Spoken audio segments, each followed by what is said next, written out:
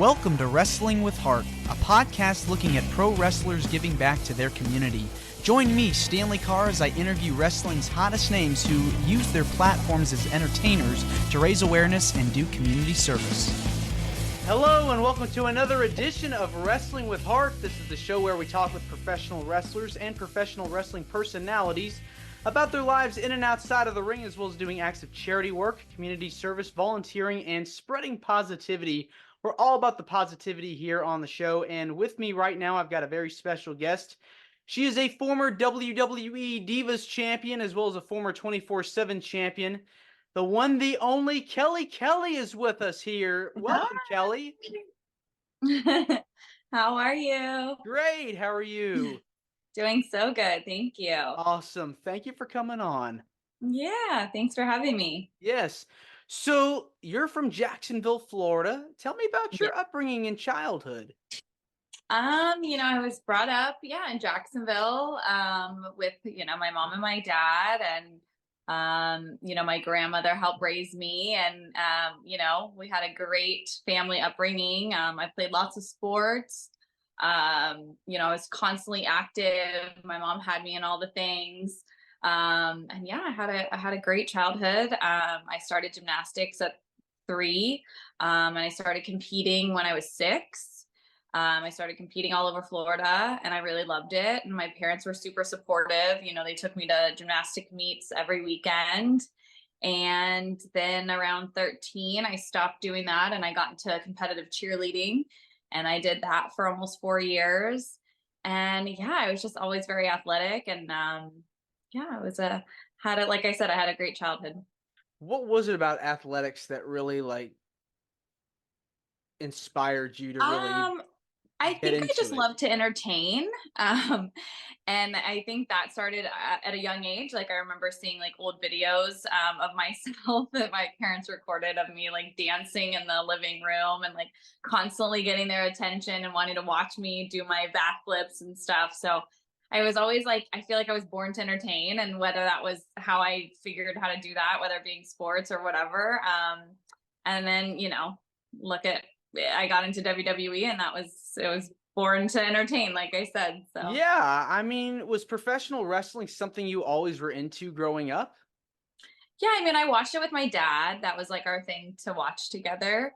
And because my mom really didn't like it, so when we would go to my dad's house, he would like let us watch it, and that was like our thing. It was really cool that we had that like bonding thing to bond over and watch together. And it was kind of like a full circle moment when I got into WWE and my dad came to his first show. It was just like, like I said, a full circle moment. It Who was pretty who amazing. who would have thought? I mean, who were some of your favorites to watch? Well, Stone Cold was definitely my favorite, my number one. And so when I got to like walk him out to induct him into the Hall of Fame, that was like another full circle moment because I used to Mhm. watch him and I just thought he was like the coolest. Yeah. And I remember when we were like backstage, and Vince was telling us like, you're walking this person, you're walking this person. And I didn't say anything. I was kind of just like waiting for him to say Stone Cold, and he did. And I was like, yes. And I was so excited. And I think I ended up telling Stone Cold how excited I was. And, he was like, well, I think I'm a big fan of yours. And I was like, oh, so. Yeah, Cool. I mean, you have those moments where you geek out, you're just excited, it's goosebumps, that adrenaline rush. I mean, Mm-hmm. you've certainly had those moments for sure throughout your career. But tell me about the call that you got when you first found out like WWE wanted you to join the company.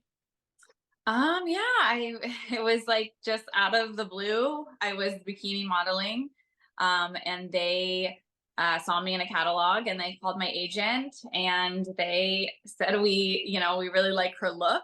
Is she athletic? So my manager called me, and he was like, "Hey, I got this crazy phone call. Like, I don't know if you're ever interested in becoming a wrestler, but they like really like your look, and they want you to try out." And I was like, "Oh my gosh!" Like, yeah, my parents were, like I said, super supportive, and they were like, look, just try it, let's see what happens, and the rest is history. Yeah, I mean, ECW, I mean, that was huge. I mean, Yeah. I remember watching, your debut, and everybody was wanting to know, who's this Kelly girl? Who's this Kelly girl? And then from there, you would come out and do your thing. But you really got into it as the weeks progressed. I mean, they had you out with Mike Knox and then Mhm. doing a bunch of mixed tag matches. I mean, that was Yeah. crazy. I know. I definitely got thrown into it. But it was like, I like to say it was a blessing that I started there, because I can't imagine getting brought up to like Raw or SmackDown when it's like really like, at least ECW, I got to learn a lot from guys that have been there for a long time. And they kind of took me under their wing and kind of like showed me the ropes. And I was just really blessed to start there. And it was definitely a hardcore fan base, which, I got thrown to the wolves a little bit, but Hmm. I learned how to get tough skin. I learned how to deal with those kind of fans. And I just kind of like took it with a grain of salt whenever I would walk out and they would boo me or they would call me names. And that was, kind of, I would watch old ECW tapes and that's how the fans were. So I just was like, okay, screw it. I'm just gonna Yeah. figure it out, so. I mean, you definitely got your experience, your work experience on the road, essentially like Mhm. learning all the moves and how to do certain things. Who are some of the Right. people that you looked up to or helped you guided you along the way to get to the point where you were, eventually? I had so many people in my corner, which was great. Tommy Dreamer was like amazing when we were starting out and putting together matches. He definitely was just such a key role um, in my matches and stuff. And like Andrew was a really big part of kind of taking me under his wing and Hmm. kind of like protecting me in a way. And then girl like Beth Phoenix was amazing. Mickey James. Michelle McCool, Candice Michelle. They all kind of saw me as like the little sister, and they were really like great in helping me because I had no idea. Like I just was kind of like I said, thrown to the wolves. So Yeah.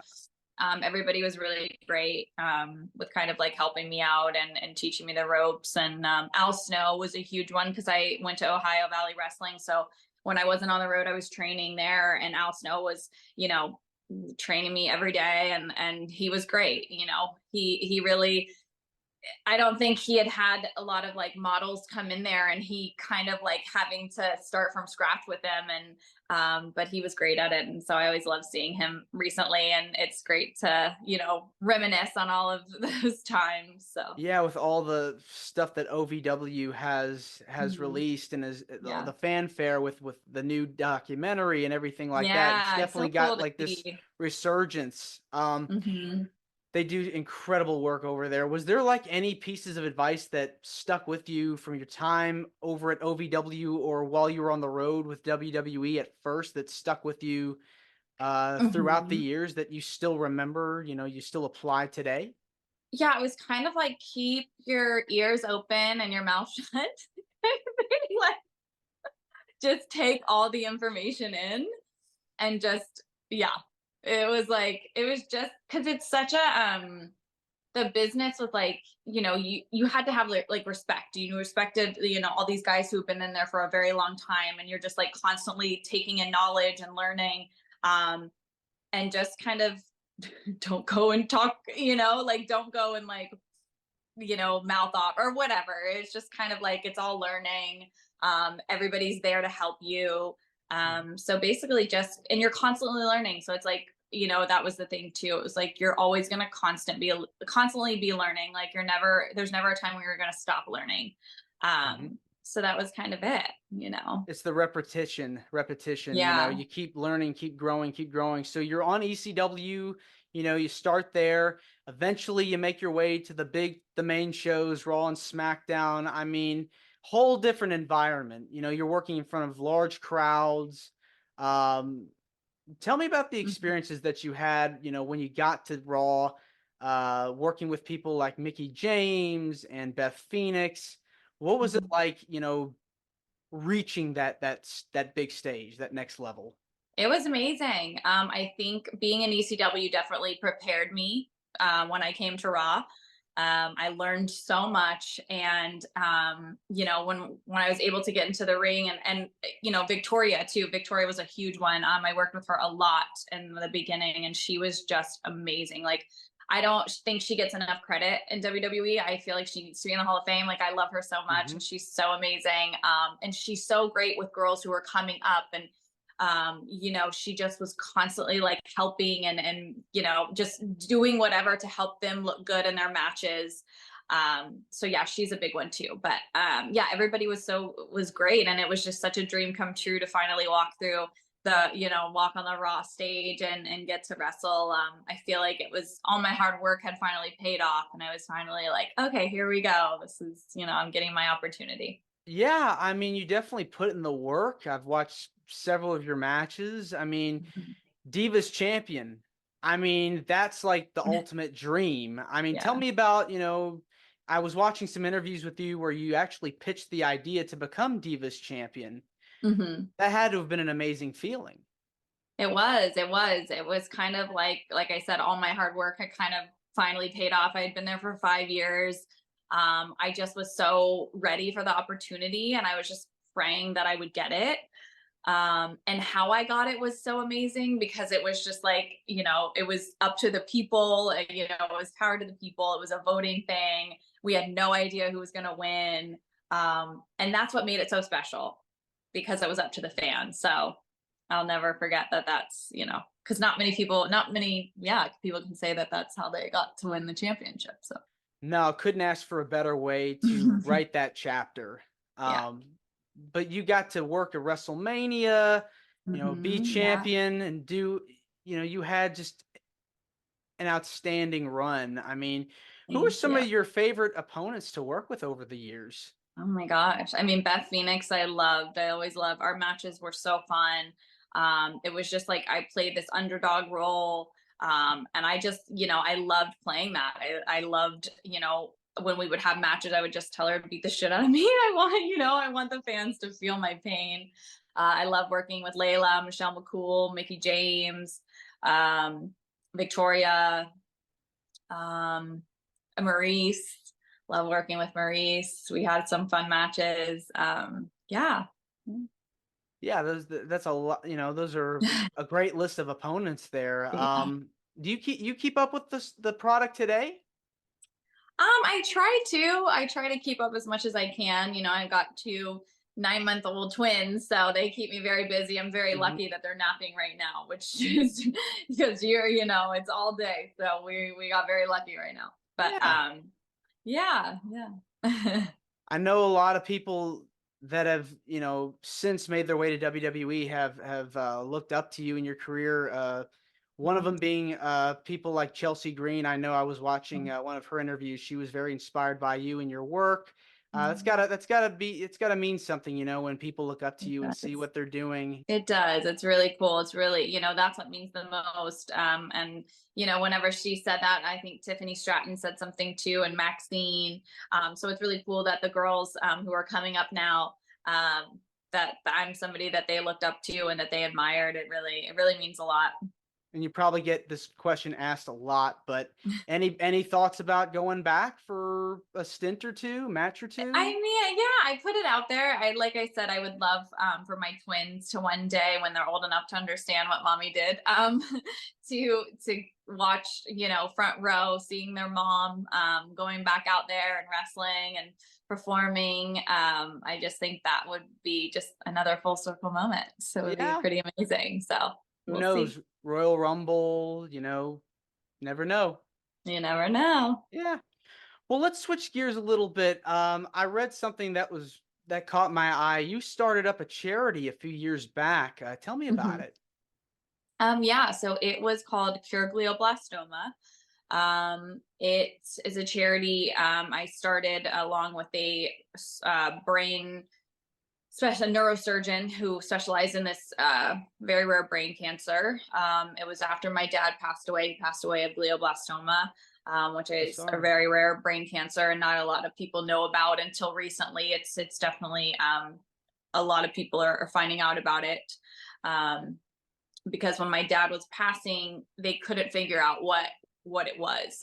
They misdiagnosed him a few times until they finally figured out that's what it was, until it was too late. And just remember this feeling of like helplessness and like wanting to to really tell other families about it and help and support other families, because I wish I would have had a more support system when we found out about it and what it was, because it's like I said, it's a very rare cancer, and a lot of families when they go through it, it takes the person very quickly. I think my dad passed from when he got diagnosed, I think it was like a month. And I just remember wishing there was like a group of a big support system for this cancer. And so when I got approached by this neurosurgeon, he was like, look, I really want to start this charity. I want, like, to raise awareness. And I was like, yes, because I feel like that's something I could do to help, to kind of, show people and kind of honor my dad. That's really what I wanted to do, was to honor him and to really tell people about this, and to help people out who are in similar situations. So we started the charity, and it was right before COVID, and we had all these plans to launch it and everything. So we ended up having to kind of do it social media and kind of push it out that way. And it's still in the beginning stages, but we're still trying to get the word out there. And it's just such an amazing charity. And I've met a lot of amazing people doing it, and yeah, it's trying to be an advocate for it. And yeah. What's your ultimate goal with the charity? Where do you see it going in the next 5 years or so? I'd really like I'd really like to help families, raising money for families. It's a very expensive, I mean, the treatments that you have to do for it are very expensive, and they're very few and far between. So yeah, just like really helping out families and raising money for them. Well, it's always good to give back, especially with Mhm. something just traumatic, thinking about Mhm. someone that died, someone very close to you, near and dear to your heart, spreading Mhm. awareness, because you never know, tomorrow's never guaranteed. And so Right, it's right. very nice to be able to do something for someone else, that could be going through something. Why do you feel passionate about helping out in your community and spreading awareness about this cause? Like I said, because of my dad, and I want to advocate for him and his memory, and really help out other families going through the same thing. It's very important because, like I said, I felt very helpless while I was going through it, because I didn't have anybody really to lean on. It was just me and my sister. And we didn't know other people who had gone through this. So, just getting my story out, I've had a lot of people reach out to me saying, oh my God, my sister went through the same thing, my dad, my mom. Thank you for putting this out there, because we can, meet other people who are going through the same thing and kind of build this community. I think it's very important. Everybody's got to help each other in some form or another. It's Yeah. very nice that you're able to do that, and people are being very Thank receptive you. to it. Yeah, of course. Well, to lighten things up before we wrap things up here, you kind of alluded to this earlier. You're now a mother, and that's very Yeah. awesome, very exciting. Thank you. How is motherhood? Tell me about it. It's amazing. It's literally like my dream job. I wake up every day to these beautiful, amazing babies, and they are just my whole world. I just, it's the best. I cook for them every morning. It's like our little ritual. We have like our day planned. We go and, do mommy and me classes. We go to the pool. We, especially now because they're 9 months and they're able to like do things. It's just so fun to do things with them. And yeah, I just wanted this for so long. I wanted to be a mother. So it's just to be a mother now, and it's just the dream. Living the May- dream. Maybe they want to see you wrestle someday. Maybe, who knows? Maybe they follow in the footsteps. You never know. I know I posted this video of them the other day where my son just like clotheslined my daughter down and like just got up like it was nothing. And I was like, oh, here we go. So Yep, got to you start them never young, know. right? Exactly. Yep. Well, Kelly, this has been wonderful getting the chance to speak with you. It means a lot to me Yeah. and my listeners Thank and viewers that are you. watching this on YouTube. Where can people find more about you on social media if they want to get in touch with you Um, and get in touch about your cause, your foundation? yeah, I mean, you can on all socials, the Barbie Blank, and I have my manager's email up there, or you can send me a DM. I try and check them as often as I can. So yeah, Thank you so much again, and you're more than yeah. welcome to come back. Thank you so much for having me. All right, take care. Bye. This is Wrestling with Heart. I hope you found this podcast to be informative and entertaining. If you did, please hit the subscribe button and look out for the next edition.